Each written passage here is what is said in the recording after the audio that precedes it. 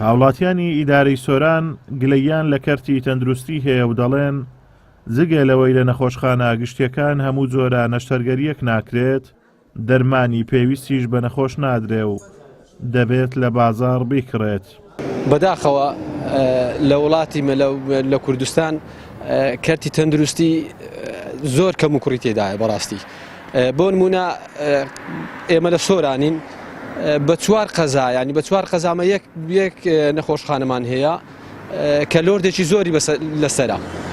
ئەگەر خوا نەخواستان ینی نەخۆش ببین، ئەوەش هەر نەخۆشیش هەرە بین، بمانەوێت دکتۆرێکی ئەخسایی ببینین، ینی دەبی زۆر لە دووماندی ببین، ینی زۆر لە سڕی بین، یاخود ئەشیعەکن پێ بوێتن، ینی بە مانگ دەبی سڕی ئەشیعی بگیرێتن.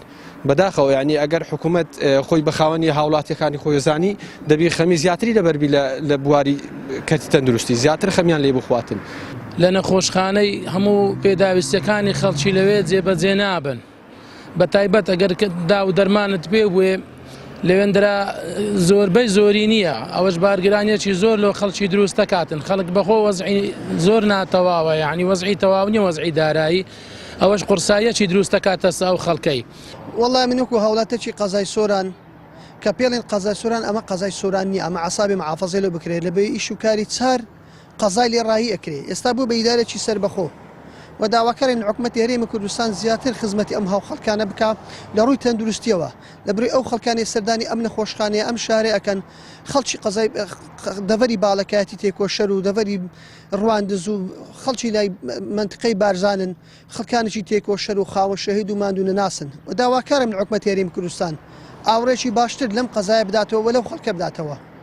بەڕێوەبەری کارژێڕی نەخۆشخانەی ئاشتی فێرکاریش ناشارێتەوە، کەم و کوڕی تەندروستی هەیە و دەڵێ ئێمە تا ئێستا بەشی چاودێری چڕمان نییە، بۆیە ئەوانەی تووشی ڕووداو دەبن دەبێت بۆ چارەسەر ڕەوانەی هەولێر بکرێن. گلەی هەردە هەویتن ئەوە تشتێکێک و نەشم بشارمەوە بەلێ ڕاستە لە هەموو دنیایدا لە هەموو مستەشوایەکی حتا لە مستەشوێت ئەهلی هەموو نەعبە جورە دەرمانێک نییە، بەس سازدێشم بێژمەدە زوربەی دەرمانەمەیەتەی، یعنی ئەو نەخۆشە سەردانێ ماتکەن ئەگە لە 5 ئایتەمە یەک ئایتەم نەویت نەکو دەرمان بەلێ یەحەی ئەو کەسێ تووشی هەندێک حادیسات بنیان هەندێک نەخۆشیە دی بەشێک هەیە بناوێ ئارسیۆن چاودێریە چرکێ پێویستە نەخۆش لەوێری عینام ڕەکەزە داخل بکرێتن کو داخەوە هەتانوکە ئەو بەشە لە مستەشوا سوورانیە و بەس بەرێبەری گشتی تەندروستی سووران هەمە محاولەیەت کاتن لە سەخەتە و زیاترین کاتن ئەو بەشە بکرێتەوە بۆیەری پێویست ناکاتن ئەو ناوە حاڵەتانە ڕیفێرە هەولێرە بکەن.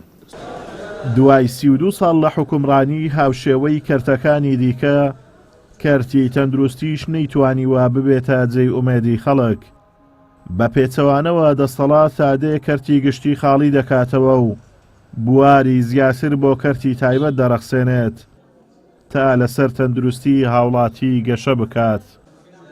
ئازادۆمەراوەی کەناڵی ئاسمانی پەیام، سۆران.